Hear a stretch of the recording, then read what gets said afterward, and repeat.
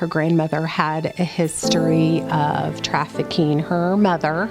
There were a couple of pimps who worked with her grandmother. She was trafficked at the age of 7 by her grandmother. Eventually, the police caught up with her and arrested her out of the high school at the age of 15, arrested the pimps, and they are still in jail. So she has been in the children's home for almost a year and a half. It is not uncommon for girls to be trafficked by their own family. People kept leaving her and letting her down, so she had just built up her guard over years and years to just sort of accept it as fact, and I could watch her face shut down when she talked about her family. She got moved on her birthday earlier this year to a step-down unit at a different children's home to allow her some more freedom. So that started off really well. I still saw her weekly. We still got together. But about a month ago, she did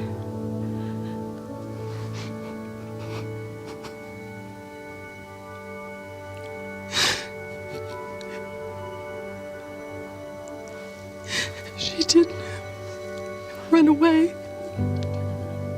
It is not always an easy road. I had taken her to church on a Sunday morning, and we went out to breakfast, and she was complaining that she didn't feel well. And she gave me an extra long hug and said, "I love you," more times than she usually does. And I told her I'd call her and check on her that night.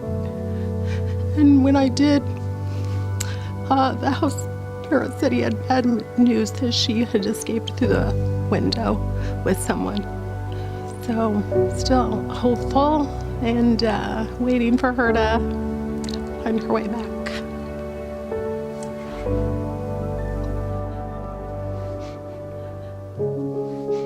She loves French fries, and I love ice cream, so we do a lot of French fries and ice cream.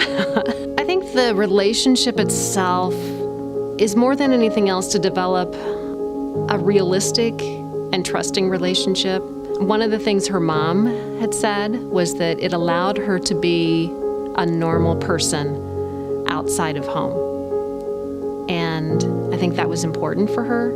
She sees value in herself right now, validating the positive experiences. We talked a lot about reading. We talked a lot about books. We talked a lot about things that we wanted to do, dreams that she had, and dreams that she does have, and things that she wants to do with life. I think this relationship has impacted me more than it has impacted her. My mentee, part of her concern and part of her issue is wrapped around addiction. Not only is she fighting the trafficking experiences that she's had, but she's also fighting the addiction experiences that she's had. This isn't a choice like we might think it is. She hasn't talked a lot about different fields that she would want to explore, but college is an option that she's starting to talk about and starting to think about.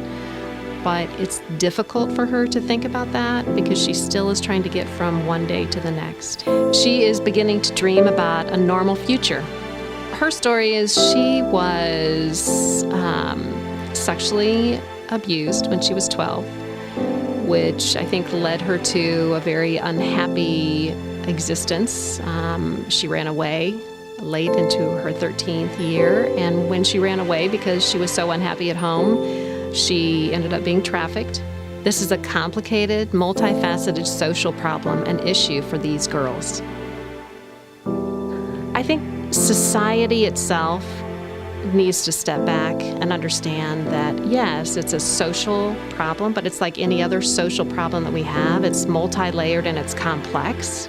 It's a social problem that needs for us not to be judgmental, for us not to toss out platitudes on, oh, well, that would never happen to me or to anybody I know, or to toss out, the concept that, they should have just made this decision instead of that decision.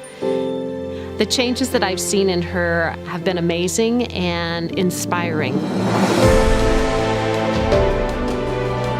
This relationship has strengthened both of us with faith and hope, and we've learned to trust each other. Probably the biggest moment in our relationship was when she decided to be baptized, and she called me the night before, and I met her at church, and 4 of the girls from the human trafficking unit where she was staying all decided to do this together after church, and it was absolutely the coolest thing to witness. You may not think you can, but you could be a mentor and change somebody's life, including your own. She has big dreams that she's really excited to share with me. She wants to go on to the Air Force. And if she doesn't do that, her backup is she wants to own a beauty business. Be willing to invest your time and heart into somebody else, and every time you'll get more back.